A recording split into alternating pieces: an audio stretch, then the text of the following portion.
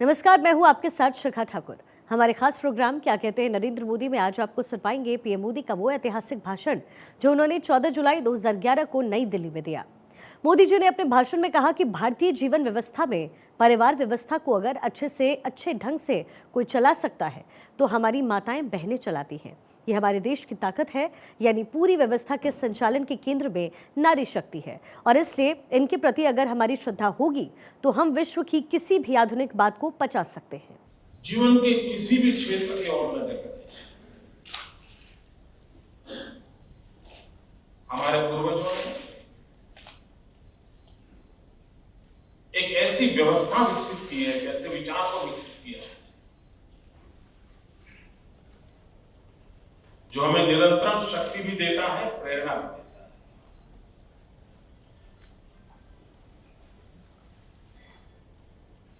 दुनिया में बहुत से समाज ऐसे होते हैं जो रुचि और परंपराओं से निकलने का सामर्थ्य नहीं रखते। हमारे समाज की विशेषता देखिए, यही समाज था किसी युग में सती प्रथा को बहुत ही गौरव के साथ दुहाई देता, लेकिन यही समाज की विशेषता थी कि उसने ऐसे महापुरुषों को जन्म दिया जिन्होंने ऐसी परंपराओं के खिलाफ लड़ाई लड़ी, इन परंपराओं को खत्म करवाया और समाज को नई चेतना। यानी ये अपने आप में एक शक्ति है कि कभी कभी समय चलते बुराइयां आती हैं, लेकिन वो समाज ज्यादा दे सकता है जिसके भीतर से बुराइयों के खिलाफ लड़ने की ताकत खड़ी होती है। दुनिया में इस प्रकार की रिफॉर्मिस्ट मूवमेंट इनबिल्ट जहां नहीं होती है, ऑटो पायलट रिफॉर्म अरेंजमेंट नहीं होता है जिस सोसाइटी में, वे कालबाह्य हो जाते हैं, इररिलेवेंट हो जाते हैं। हम ही लोग जो किसी समय जात पात जाति व्यवस्था को बहुत बड़ा महान चीज मानते हैं,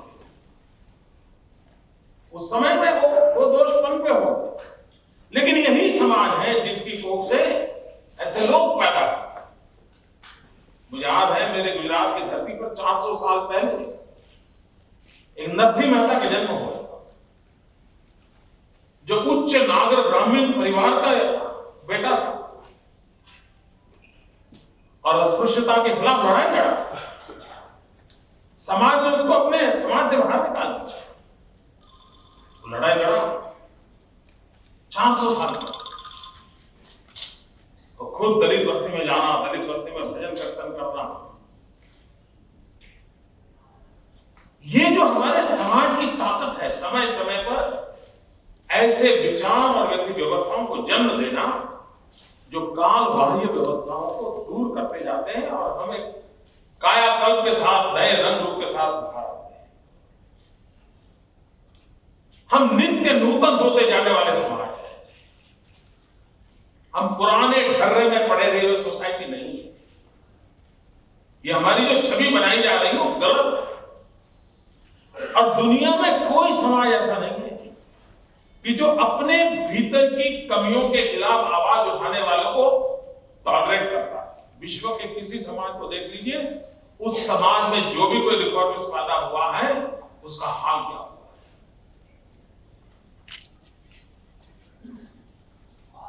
यानी विज्ञान की बात करने वालों को, तज्ञों को फांसी पर चढ़ाने की घटनाएं दुनिया जानती है, मैं उल्लेख करना नहीं चाहता कि किसी ने विज्ञान की बात कही और विज्ञान किसी की मान्यताओं से अलग था, इसलिए उसको फांसी में लटका देने की बात तो कर दी। लेकिन हम ही लोग जो किसी भी विचार को स्वीकार करते थे, दुनिया में एक शब्द को लेकर के बहुत वाहवाही होती है, बड़ा ब्रांडिंग होता है, बड़ा मार्केटिंग होता है, और वो शब्द है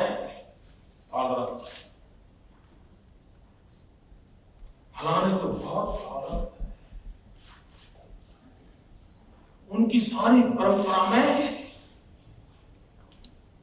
टॉलरेंस से सबसे बड़ी बात ऐसा कहा जाता है। हम भी सुनते हैं और काफी कभी उनको बड़ा ही, मैं किसी की आलोचना नहीं कर रहा हूं, मैं एक एनालिसिस कर रहा हूं।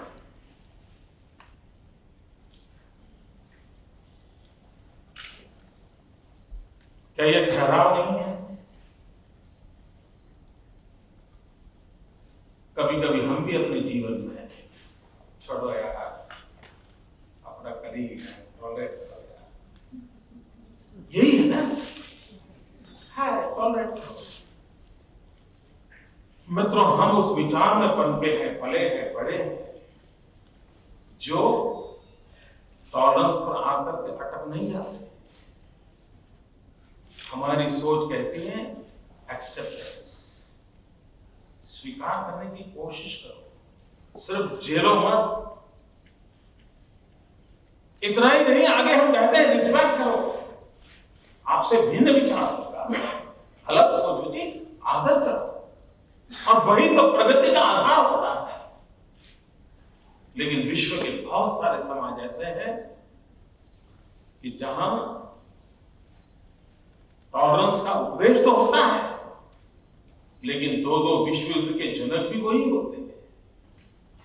विश्व को 2 युद्ध झेलने पड़े, लेकिन फिर भी हम अपने लिए गर्व नहीं करते, फिर भी हम अपने लिए ऐसा महसूस करते हैं कि हम कुछ समाज में कुछ बोझ बन चुके हैं पृथ्वी पर, ऐसा कभी कभी भार लेकर के।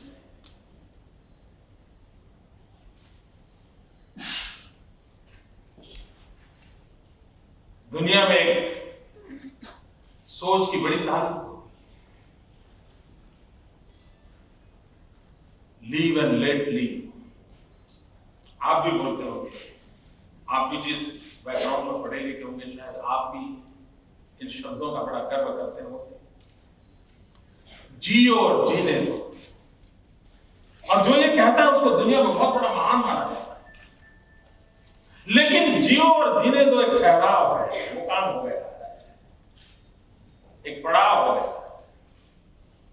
हम उस परंपरा और संस्कृति के संतान हैं जो यहां ठहराव नहीं है। जियो और जीने दो वहां उठने वाली परंपरा के विरासत के संतान नहीं है। हमें गर्व होना चाहिए कि हम वो लोग हैं जो कहते हैं जियो, जीने दो, और जो जी नहीं सकता है उसको जीने के लिए आप सहायक हो। मेरे यहां गुजराती में शब्द है जीवो अने जीवाड़ो, अरे उसको जीने के लिए सहायता करो।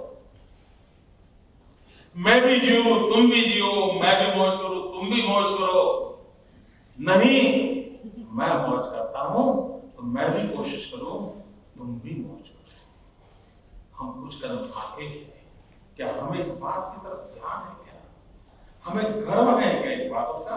कितनी बड़ी महान विरासत के हम संतान हैं, जो दुनिया के हर विचारों से आगे हम कुछ दे सकते हैं। हम ही तो लोग हैं। दुनिया के अंदर भिन्न विचार के लोगों को फांसी के तख्त पर चढ़ाए जाने की सैकड़ों घटनाएं, लेकिन ये देश ऐसा है कि जिसकी फिलॉसफी रही तेन तख्तेन भूंजी था, त्याग की फिलॉसफी रही। लेकिन इसी देश में एक ऐसा व्यक्ति पैदा हुआ जो कार्ल मार्क्स से भी 100 कदम आगे चला गया था, और जो कहता था ऋणं कृत्वा घृतं पिबेत्। वो कहता था अरे कर्ज करो, घी पियो, मौज करो। इतना बड़ा वो अर्थ केंद्रीय, भोग केंद्रीय विचारधारा को लेकर के इस देश में आया, जो कहता है ये सब बेकार है, कोई जन्म के बाद कोई स्वर्ग मिलता है, सब झूठ है, बेकार है, सब यही है, आओ खाओ पियो मौज करो। यहां से गए तो फिर क्या है दुनिया में? कुछ नहीं रखा। ऐसे बहुत लोग होंगे जो होते हैं। ये हमारे देश में सोच थी, और कार्ल मार्क्स से भी बहुत पहले थी। लेकिन यह देश ऐसा था, उसको भी ऋषि परंपरा मिल गया, जो इस धरती के विचारों से बिल्कुल मेल खाने विचार विचार नहीं थे। उसके बाद भी इस देश ने उसको ऋषि परंपरा का एक हिस्सा माना, यानी नाउ टॉलरेंस ही नहीं सिर्फ एक्सेप्टेंस भी नहीं, सिर्फ रिस्पेक्ट तक की ऊंचाई तक ले जाना, ये इस देश की विरासत है। पूरे विश्व को हमारा एक बहुत बड़ा नजराना रहा है परिवार नाम के इंस्टीट्यूट, फैमिली पूरे विश्व के लिए एक बहुत बड़ा अजूबा और हमारे जीने की परंपरा और ताकत के मूल में ये फैमिली नाम के इंस्टीट्यूशन, जिसमें भी हमारे पूर्वजों ने इसको विकसित किया होगा, कितनी बड़ी भेंट सौगात है। आज भी पूरी समाज व्यवस्था के संचालन में परिवार एक केंद्र बिंदु है और मुझे कहने की जरूरत नहीं है कि भारतीय जीवन व्यवस्था में परिवार व्यवस्था को अगर अच्छे से कोई चला सकता है तो मातृशक्ति चलाती है, माताएं चलाती है। ये हमारे देश की ताकत है। यानी पूरी व्यवस्था के संचालन के केंद्र में नारी शक्ति है। ये हमारे यहां मान्य किया गया है, स्वीकृति। और इसलिए इन महान परंपराओं के प्रति अगर हमारी श्रद्धा होगी तो हम विश्व की किसी भी आधुनिक बात को पचा सकते हैं। मैं उन लोगों में से हूं जो मॉडर्नाइजेशन का पक्षकार, हम वो समाज नहीं हो सकते हैं कि जो आज भी 18वीं शताब्दी के अंदर जीने के लिए मजबूर हो जाए। ऐसी सोसाइटी नहीं हो सकती। ये सोसाइटी बहुत बन जाए, लेकिन मॉडर्नाइजेशन विदाउट वेस्टर्नाइजेशन, अगर ये थोड़ा सा हम बारीकी से कर लें, कभी कभी हमारे यहां मातृभाषा को लेकर के विवाद होता है।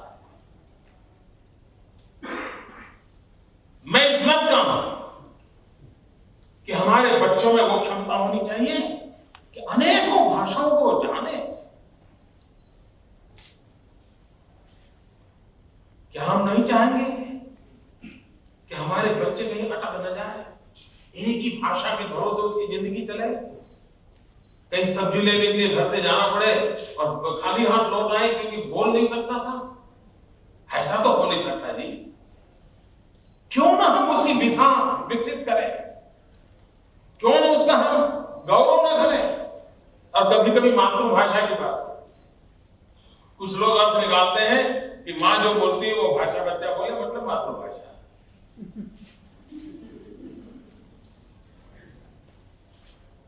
भाइयों बहनों, भाषा भी संस्कार और संस्कृति की परिचायक होता है।